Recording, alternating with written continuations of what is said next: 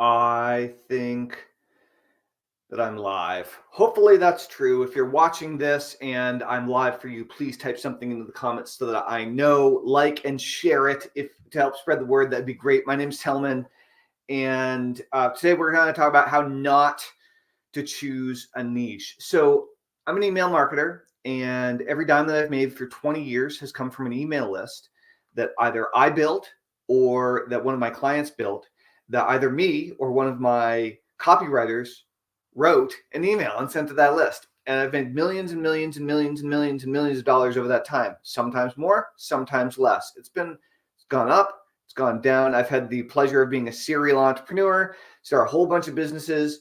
But for 20 years, email has been my bread and butter, right? It's been my mainstay.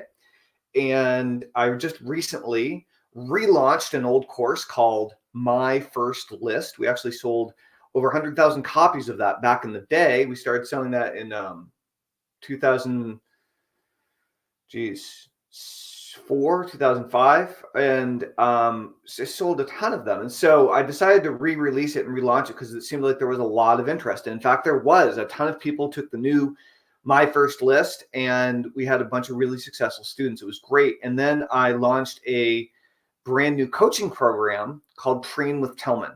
And we had our first group of students coming to Train with Tellman. And I've been texting with people and talking with a lot of the Train with Tellman students on the phone, and just checking in with because we have highly advanced marketers. We also have rank beginners. And so I'm checking in with everybody. And Train with Tellman, we opened doors with a name your own investment offer where people actually came in, and instead of me charging $500 a month for weekly coaching, I said, you decide what it's worth to you to invest in weekly marketing coaching with me that will get you to show up and take action on what you learn and take it seriously. And so we've had people come in at $1 a month, and we've had people come in at hundreds and hundreds and hundreds of dollars a month. So far, nobody came in at thousands of dollars a month, but we do have some higher level programs too. The point is that we had a bunch of people come in, and I've been talking through how to choose your niche with folks. And I was texting with one student in particular who said that they had been trained as a copywriter, but like got kind of let go as a copywriter from several different positions, and that they were working a job that they weren't terribly passionate about right now in the in the real world, in the non-computer world, and that they were trying to figure out how to build a list and choose a niche. And they had tried this before and were met with repeated failures. And I checked in with them about passion and desire. And there are definitely entrepreneurs, there are marketers, there are all sorts of folks that will argue this point. So take it with a grain of salt. This is my opinion. I stand by it. I've been teaching this stuff and doing this stuff for 20 years. I think it's pretty solid. Is that pre-existing interest, pre-existing passion in a niche, in a market that you're genuinely highly motivated to learn more about and take part in, is one of the prerequisites for building an email list. You need to start by, when you choose a niche, I like to actually think about it as a tribe rather than choosing a niche or choosing a market. I like to start with the who, right? Who are the people that you're looking to collect together on your email list? Who are the people that you're looking to collect together on social media? Who are the people that you're looking to find who are already collecting together online, often on social media, other places as well too, but social media is the quickest, easiest, fastest way to find groups of people, at least organically, right?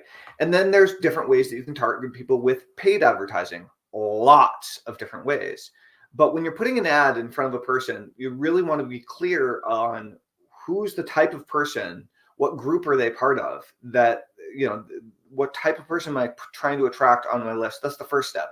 The second step is the what, and that's what is the big problem that you're going to focus on helping that group solve. So the first is you have to get the group super clear, because if they don't all have anything in common, you're going to have a real hard time when you have 100,000 people on your email list and they're all radically different people. You're going to have a hard time connecting with them with the emails that you send out to your list if they're radically different types of people, right? You're going to have a hard time connecting with them when you write a sales letter and getting your sales letter to convert if they're all radically different types of people. So if you have a product or you have a service that can help lots of different types of people, that's cool, but that's not how you do your marketing. The way you do your marketing and the way you build a list or a group of people, when you're shifting from the one-to-one model to the one-to-many model, what you want to do, one-to-one is individual selling, right? When we're face-to-face, like when you're buying a car, most people, you go to the car lot, one-to-one sales. When you're with a waiter or a waitress, and you're sitting by yourself, maybe at a bar or at a diner on a stool, and there's a one-to-one situation. Often in a restaurant, it will shift to a one-to-many where the waiter or the waitress will be talking to a group of people at the table. That's a one-to-many sales environment. When you start talking about getting on stage and doing a public speech and then selling at the end, that's a one-to-many. Back in the day, my first one-to-many was teleseminars, right? So phone sales would be one-to-one, but a teleseminar conference call line would be one-to-many.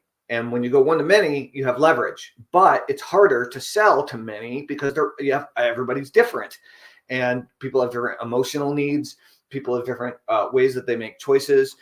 Men and women make buying decisions differently. Different age brackets make buying decisions differently. People from different income levels make buying decisions differently. People of different ethnicities make buying decisions differently. People that fall into certain categories and have their ego identified with certain types of things make decisions differently. And so if you have a alternative healing service that you do, and you literally can help like some sort of energy healing, you literally can help almost anybody with almost any type of problem. That's terrible marketing, though it's a cool service, right? And so you really want to focus in on who are the type of people that want to pay you for the types of service that you provide, and that want to pay you for the type of problem that you're extraordinarily effective at solving for them. And so if you're really good at helping people relieve low back pain, you can help all people relieve low back pain, but who wants to pay you? Well, probably senior citizens, probably women. Okay. So probably overweight women in their seniors who have really bad low backs and really need low back pain relief, right? And perhaps a secure income, right? Maybe I'm wrong in that. Maybe it's a lower age bracket. Maybe it's not men or women. Maybe it's men. But the more clear you are about exactly who you're trying to attract, the better every marketing message that you create becomes, the better every video that you make becomes, the better every email that you write becomes, the more effective every sales letter. Like everything you do becomes a multiple better. The clearer you are on who you're really serving. And I was talking to this client, and the client had very low passion for anything. And I was like, dude, if you're trying to build an email list in this niche and you don't really give a crap, you're dead in the water. When you build a list, now this is true on email, but it's true in every area. Okay, whether you're starting a church, whether you're a politician, whether you are some sort of a internet guru, whether you're a celebrity, any type of influencer, if people are listening to you and you want more people to listen to you, whatever it is that you are talking about, and however it is that you're helping people, and whoever it is that you're helping and focusing on serving, if you focus your attention just on talking about your product, talking about how it can help all these people, like no one's really going to gravitate toward you. Whereas if you focus on something that you're passionate about, that you're interested in, that you're always reading books about, that you're always taking courses about, that you've been doing for 5, 10, 15, 20 years, maybe more of your life. So you know you're dedicated to this topic. You're dedicated to this thing. You would do it whether or not you made any money. You love it and you know a ton about it, and you can share what you know with other people. If you are operating from that type of a standpoint, where you're taking something that you know and that you love and you're building a business around that, then you actually have some experience, some wisdom, some expertise, some authority in the subject. You actually have something useful to share. And so often when people are trying to learn how to build an email list, they're trying to learn how to make money online. And when you're trying to learn to make money online, what are you studying? How to make money online. What do we call that? MMO, or make money online, or business opportunity. Very often when people come to me and they want to build an email list and they say, I'm in make money online or internet marketing or business opportunity, I ask them, how good are you at making money online? Do you have a legitimate track record? Do you have something to teach? Do you have confidence around your skills and abilities, or are you blowing smoke and just trying to promote affiliate offers to some, gullible schmuck that doesn't know you from anybody else? And more often than not, the answer is, I don't really know how to make money online, and I'm just promoting affiliate offers, and I want an easy way to make some money with doing a little effort. And that, my friend, is internet marketing suicide. It is not how you build and choose a niche. It's not how you build a list. The way you build a list is by starting with a topic, a market, a tribe, an area of interest that you are dedicated and passionate about. Ideally, you're going to start by focusing on a group of people that you're already part of and that you're dedicated to serving for the rest of your life in business. Okay, whatever those types of people are. And ideally, you're one of them. Why? Because if you're one of them and you're a success story of what it is that you're selling, then it's a lot easier to sell because you're your own testimonial. Like, you believe in it in your heart of hearts. You know that this stuff works. And so whatever your stuff is, right? The supplement that you're selling works because you formulated it yourself, and you tested 250 different other competing supplements because you're a professional bodybuilder, and you came up with this special combination working with scientists after being frustrated with all the other products on the market, and you came up with this amazing formulation, and it works. And maybe you're not selling a supplement, maybe you're selling a workout program, and maybe you're not selling a workout program, maybe you're selling a training program on how to crochet, or how to take beautiful photographs, or maybe you're teaching people how to relieve stress. Maybe you're helping people to find their life's mission and true calling. Maybe you're a hypnotist or a hypnotherapist, and you're helping people to lose weight or quit smoking. And these are the different types of problems that you can help people solve, but you can also really focus on helping different types of people, right?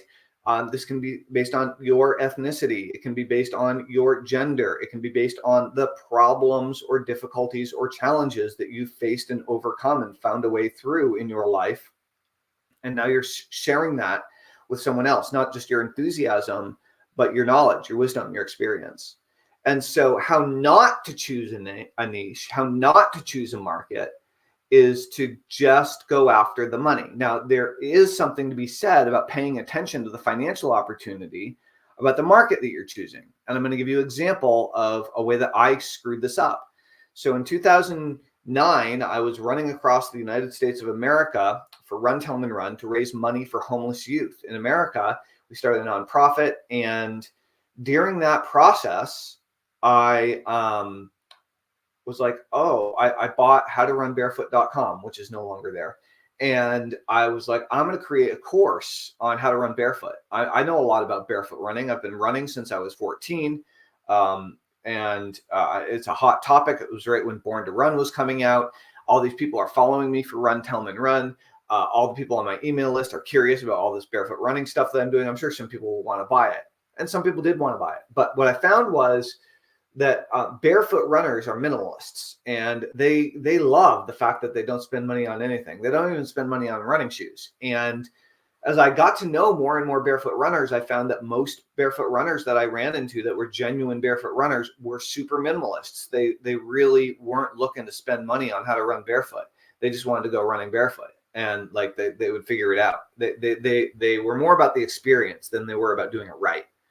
And as I was trying to sell this course, it just, despite my best marketing efforts, it just wouldn't sell. It wouldn't sell. People just wouldn't buy it. And that was the deal. There were very few books on how to run barefoot, and it's one of these things that the market wasn't interested in buying what I was offering. I thought it was cool. They didn't want to spend money for it. It was frustrating. It was an example of a failure. So choosing is, I did a lot of passion, but there's no proven market. Turns out, you know what the best thing you can sell to barefoot runners is? Running shoes. No joke.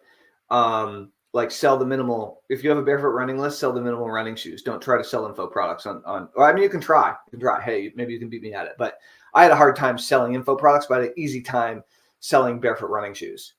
Right. So, go figure. But on the other hand, if you're not passionate about the topic, if you're not dedicated to the topic, then you're going to give up at the first sign of difficulty, right? If you're not totally down with pushing this out there and going for it with everything you've got, then you're not going to dream. Literally, you're not going to dream about your business efforts. And like, what's the point if you're not dreaming? You're not going to be solving your business problems during your downtime, like your showers or your commute or drive in the car or when you're exercising. But if you are passionate about what you're working on, everything's cooking in the back of your brain all the time, and you're just waiting for a moment to sit down in front of your laptop and create. And that's the difference between a passionate, successful entrepreneur that really can stand the test of time and get through the obstacles and the challenges versus someone that's perpetually failing. Is someone that's perpetually failing genuinely or generally isn't choosing passion. They're just chasing cash. And there's no purpose in that. There's no meaning. For most people, that's not going to fire you up. If you're one of the few people that all you have to do is chase money to stay motivated, go for it. Don't listen to me. I'm probably not your guy. But if you have had a difficult time with choosing a niche that really would succeed for you and make money, it has to both be in a market that's a proven market, but also has to be in your heart. You have to be fully and completely on board. You have to be dedicated to giving this everything you've got for the rest of your business life. You have to, you want to go with something that means something to you. You don't want to just go with something, because.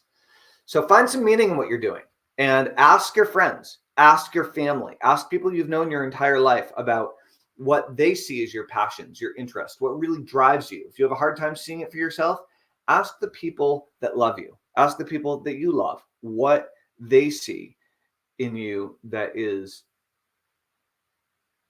you're most dedicated to, most passionate about, that is most important to you. What do you value the most? These are really good questions to ask before you choose your market or niche if you're building an email list. So if you guys have questions about email marketing or list building, please, or digital entrepreneurship of any sort, please go ahead and write them in the comments. And I will talk with you tomorrow on our live stream. I hope all is well, that you have an absolutely fantastic Black Friday through some Cyber Monday weekend. My name is Tellman Knudsen, and if you want to, it's up right now. It probably shouldn't be, but for the moment, if you still want to join Train with Tellman is still available. We have not filled all of our 99 spots. You will see the countdown timer is at an end when you go there. trainwithtellman.com. It's not going to stay up forever. I'm pulling it down very, very soon. So if you want to squeak in under the line, go ahead. And the biggest rule with Train with Tellman is I want you to decide on how much you're going to invest in yourself. Decide the amount of money that you would want to invest in a coaching program to teach you how to take the right actions to build a wildly profitable email list in the upcoming year. And what's going to get you showing up to the weekly calls? We do calls on Mondays at noon Eastern. What's going to get you showing up to the calls? What's going to get you to do all of the homework between calls so that you can make progress? So you can really make the progress to generating the traffic, to driving traffic to your opt-in page, to people getting the emails in your email sequence, to doing your daily broadcasts, the whole shebang. What's enough to get your attention and stretch? Do what you can do. Choose what you can invest as a monthly investment that you can do with confidence, but a long term. But stretch yourself a little bit. Make yourself a little bit uncomfortable. Put yourself just out of your comfort zone so it gets your attention. That's the purpose of Name Your Own Investment at trainwithtellman.com. It's going to go up. You're not going to be able to name your own investment forever, but you can right now. So you can still get under the line for Black Friday, Cyber Monday. This is Tellman Knutson. I hope that you join Train with Tellman, and I'll see you very, very, very soon. Over and out. Bye-bye.